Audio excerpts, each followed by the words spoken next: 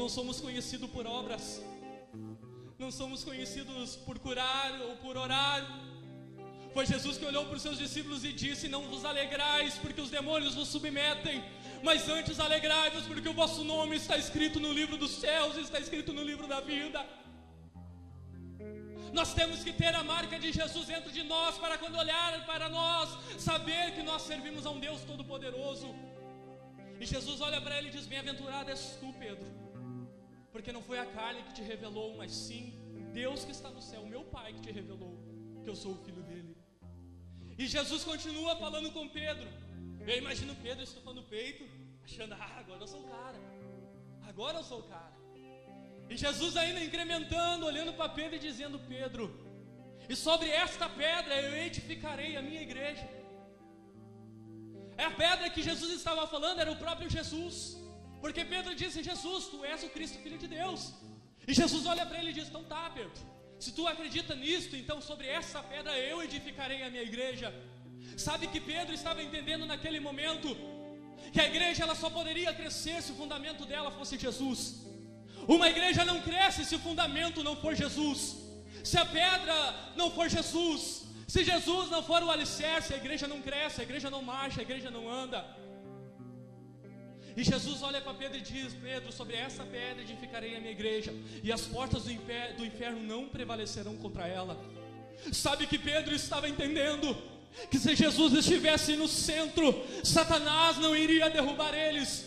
Que se Jesus estivesse no centro da vida deles, nada poderia tirar ele fora da atenção do caminho de Cristo. Eu quero te dizer uma coisa: se você tem Jesus no centro da tua vida, no centro do teu coração, no centro da tua casa, a tempestade vai vir, mas não vai derrubar a tua casa não. Sabe por quê? Porque ela não foi construída na areia, mas ela foi construída na rocha que é Cristo.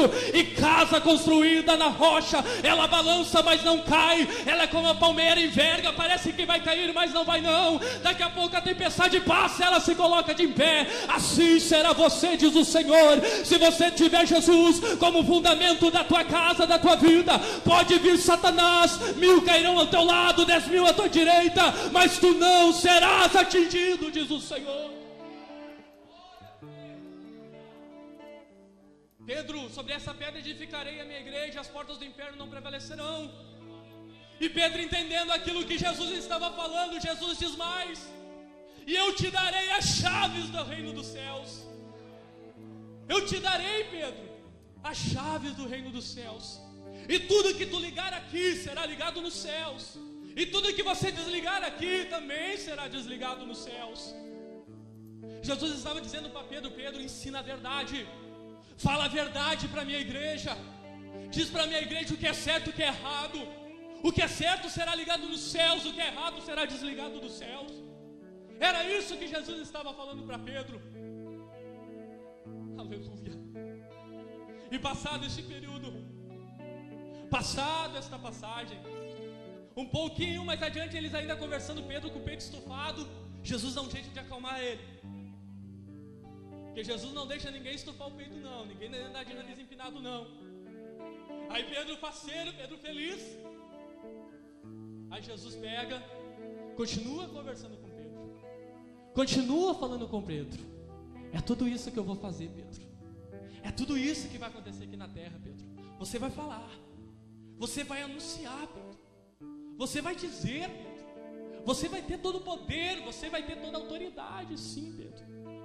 Aí Jesus falando acerca do que iria acontecer com ele. Aí Pedro pega e fala para Jesus: Jesus, para com isso. Não fala que você vai morrer, desiste disso. Não precisa fazer isso. Aí Jesus olha para Pedro e diz aquela frase que todos conhecem: apartai de mim, Satanás. Apartai de mim. Pedro com o peito estufado, todo eufórico. E Jesus olha para ele, acalma ele um pouquinho: apartai de mim, Satanás.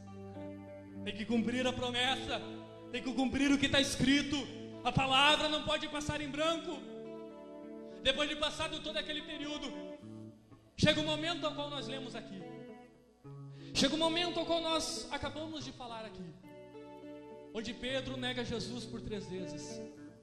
Mas antes disso, Pedro olha para Jesus e diz: Jesus, eu vou contigo até a morte. Onde tu for eu vou, Jesus. Se tu morrer eu vou contigo até a morte, eu vou te defender, Jesus. Aí Jesus olha para Pedro e diz: Pedro, vai até a morte mesmo? Não, tu não vai não.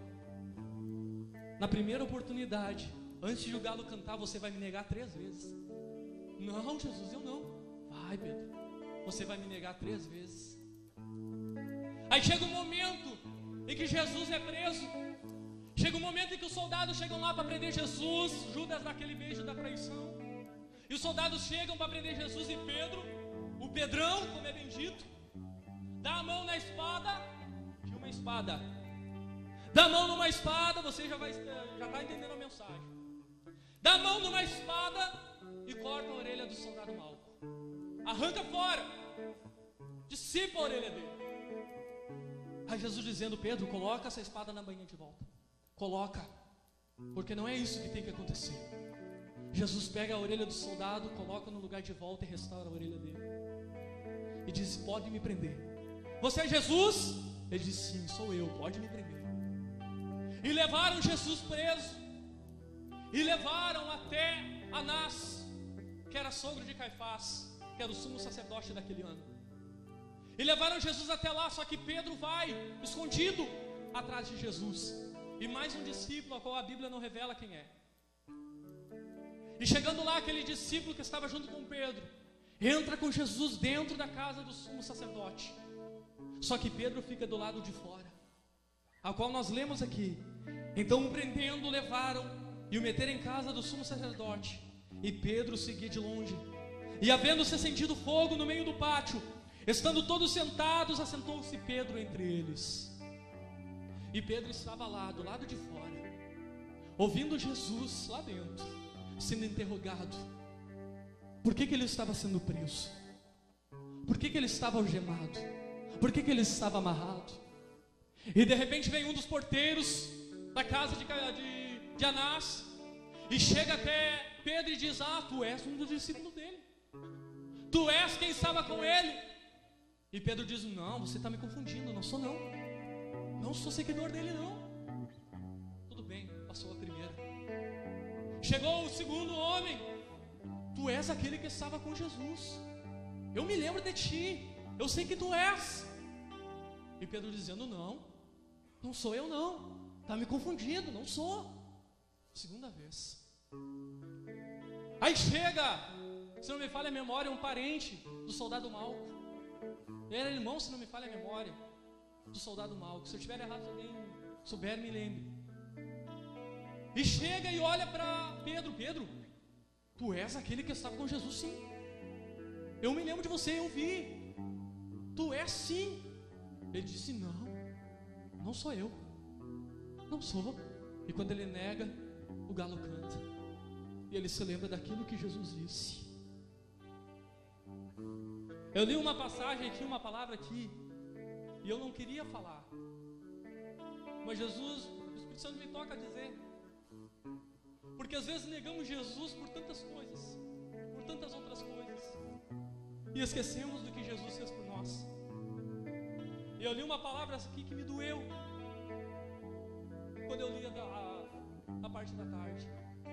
Jesus, quando estava lá dentro, colocaram um saco na cabeça dele e batiam no rosto dele e diziam assim: se tu és profeta, profetiza quem é que está te batendo. Tu não és profeta, tu não sabes de todas as coisas, então agora com os olhos vendados diz quem é que está te batendo, quem é que está batendo no teu rosto. E eu imagino Pedro ouvindo essas coisas e doendo no coração de Pedro: eu estou negando ele, eu estou negando o meu mestre, eu estou negando Jesus. Depois de todas essas coisas, trazem Jesus de volta para levar até Caifás. E quando trazem Jesus para fora, a primeira pessoa que ele enxerga e olha nos olhos, era nos olhos de Pedro. Aí Pedro olha para Jesus, e eu imagino um filme passando na cabeça de Pedro. Eu imagino um filme passando na cabeça de Pedro. Como é que eu pude negar ele? Como é que eu pude negar o meu mestre? Eu me lembro quando ele me encontrou lá no mar. e me chamou e eu obedeci Ele, fui atrás dele. Como é que eu pude negar o meu mestre?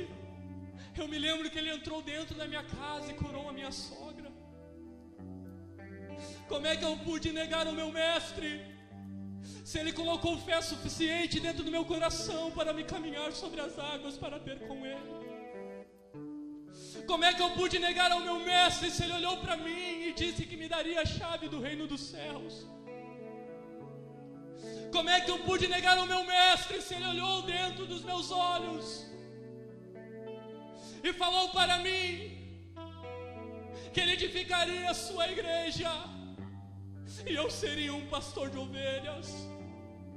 Como é que eu pude negar o meu mestre se ele falou para mim que era para me falar a verdade, somente a verdade, e que tudo que eu ligasse aqui na terra seria ligado nos céus, tudo que eu desligasse aqui na terra seria ligado nos céus? Como é que eu pude negar o meu mestre?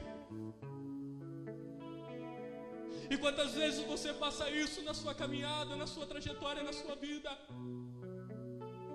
Chega um momento difícil, chega um momento de dificuldade, a primeira coisa que vem na cabeça: Jesus me esqueceu, Jesus me deixou de lado. Mas na verdade é nós que estamos negando Ele, é nós que estamos deixando Ele de lado. E como vamos deixar aquele que morreu na cruz para nos salvar? Você vai repetir 3 vezes comigo: Jesus, eu te amo.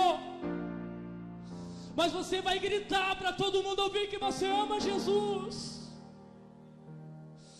E na terceira vez que você gritar, o Espírito Santo vai te tomar de uma forma surpreendente. Jesus vai renovar a tua chamada. Jesus não vai mudar teu cativeiro, Ele vai te tirar de dentro do cativeiro. Jesus vai mudar a tua história. Jesus vai te batizar com o Espírito Santo. Jesus vai te curar, Jesus vai te libertar, Jesus vai te transformar. Aqueles que nos assistem pela internet, levante as 2 mãos para cima e feche os olhos. Vocês que estão aqui, vamos lá? 1, 2, 3. Jesus, eu te amo. Jesus, eu te amo. Jesus, receba a presença dEle na tua vida. Já diz o Senhor.